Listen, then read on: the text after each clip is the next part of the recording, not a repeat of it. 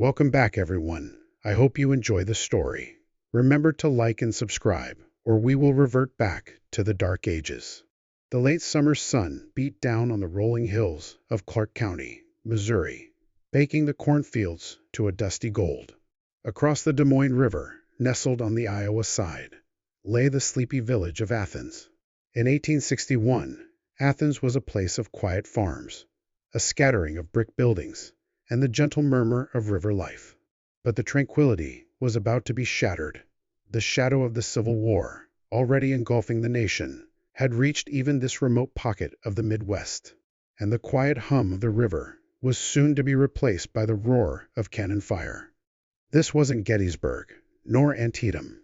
This was Athens, Iowa, and the battle fought here wouldn't reshape the course of the war, but it would forever etch itself into the memories of the men who fought and the community that endured it. The story of Athens is a testament to the fervent patriotism, the raw inexperience, and the brutal reality of war as it seeped into the very fabric of a nation divided.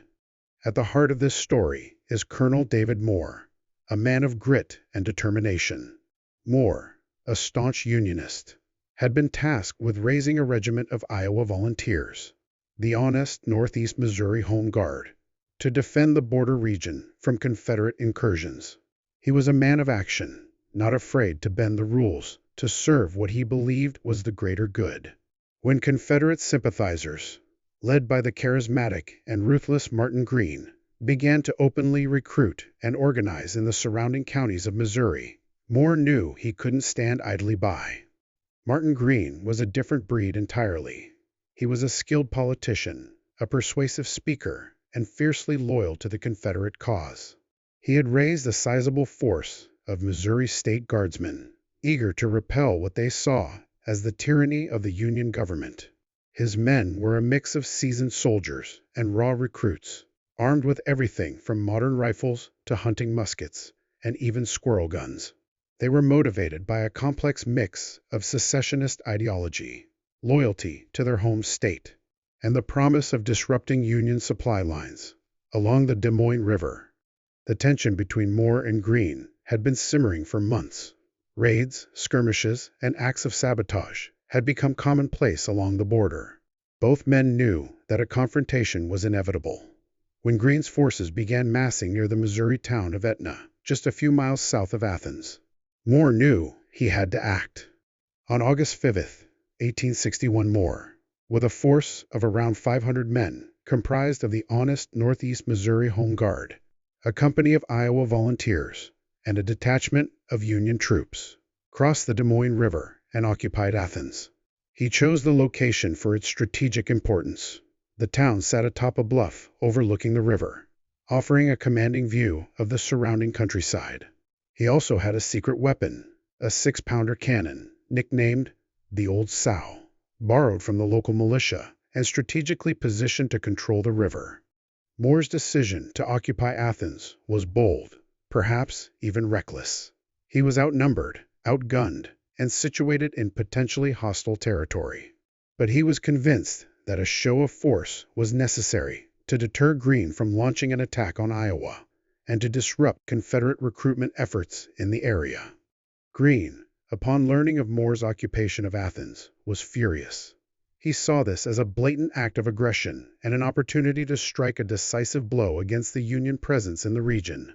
On August 5th, he marched his force of over 1,500 men towards Athens, determined to drive the Union invaders back across the river. As Greene's men approached Athens, skirmishes began on the outskirts of town. Union pickets exchanged fire with Confederate scouts, the sound of gunfire echoing through the cornfields. Moore hastily deployed his men, placing them behind hastily erected barricades made of wagons, fences, and anything else they could find. He positioned the Old Sow to command the main road leading into town, its muzzle pointed menacingly towards the approaching Confederate force. The main attack began around 2 p.m. Greene's men, emboldened by their superior numbers, charged towards the Union lines. They were met with a volley of rifle fire from Moore's defenders, forcing them to take cover behind trees, fences, and buildings. The battle quickly devolved into a chaotic melee with men firing at each other from close range, the air thick with smoke and the smell of gunpowder. The Old Sow, under the command of a volunteer artillery crew, proved to be a game-changer. Its thunderous roar echoed across the river valley as it hurled iron balls into the Confederate ranks, scattering their formations and inflicting heavy casualties. One well-aimed shot struck Greene's headquarters, forcing him to relocate his command post. Despite the Union's determined defense, the Confederates continued to press their attack. They attempted to outflank Moore's position, but the Union defenders held their ground, repelling each assault with fierce resistance. The fighting raged for over 2 hours. The streets of Athens transformed into a battlefield. One particularly daring Confederate maneuver involved a group of sharpshooters who took up positions in a nearby brick building, using its windows as firing ports. They began to pick off Union soldiers with deadly accuracy, causing significant casualties. Moore, recognizing the threat, ordered his men to concentrate their fire on the building. After a sustained barrage, the building caught fire, forcing the sharpshooters to abandon their positions. As the afternoon wore on, the momentum of the battle began to shift. The Union defenders, though outnumbered, had managed to inflict heavy casualties on the Confederates. Greene's men, demoralized by the fierce resistance and the devastating impact of the Old Sow, began to lose their nerve. Around 4 p.m., after suffering heavy losses and realizing that victory was unlikely, Greene ordered a retreat. His men, exhausted and disheartened, fell back in disarray, leaving behind their dead and wounded. The Battle of Athens was over. The Union victory at Athens was a significant, albeit localized, triumph. It boosted morale in the region, disrupted Confederate recruitment efforts, and helped to secure the border between Iowa and Missouri. Colonel Moore was hailed as a hero, and his actions were instrumental in preventing further Confederate incursions into Iowa. However, the victory came at a cost. The Battle of Athens left its mark on the town and its inhabitants. Homes and businesses were damaged or destroyed, and the streets were littered with the bodies of the dead and wounded.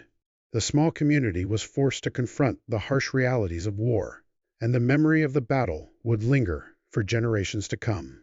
The official casualty figures were relatively low, around 20 Union soldiers killed and wounded, and perhaps twice that number on the Confederate side. But the numbers don't tell the whole story. The Battle of Athens was more than just a skirmish. It was a microcosm of the larger conflict that was tearing the nation apart. It was a story of brother against brother, neighbor against neighbor, and a testament to the courage, sacrifice, and enduring spirit of the people who lived through it. In the years that followed, the Battle of Athens faded into obscurity, overshadowed by larger and more significant battles of the Civil War. But for the people of Athens, Iowa, the memory of that day in August 1861 remained vivid and enduring. It was a reminder of the sacrifices that were made to preserve the Union and a testament to the resilience of a small community that stood its ground in the face of adversity. Today, a small monument stands in Athens, Iowa, commemorating the Battle of Athens. It is a simple stone marker, but it serves as a powerful reminder of a forgotten skirmish, a testament to the enduring spirit of the American people, and a poignant reminder of the human cost of war, even in the most unexpected of places. The cannon, Old Sow, still remains a treasured relic, now a symbol of the unlikely victory won on a hot August day in a small Iowa town, a testament to the fact that even the smallest battles can leave an enduring mark on history. The tale of Athens, Iowa, serves as a reminder that the Civil War touched every corner of the nation, and that even the smallest skirmishes can have a profound impact on the lives of those who lived through them. It's a story worth remembering, a testament to the courage, resilience, and enduring spirit of the people of Athens, Iowa, who stood their ground and helped to preserve the Union in a time of great national division. The echoes of the cannon fire and the screams of the wounded may be long gone, but the story of the Battle of Athens continues to resonate today, reminding us of the sacrifices made to secure the freedoms we enjoy. Thank you for listening, And please remember to like and subscribe. The Dark Ages sound cool until your pig is arrested.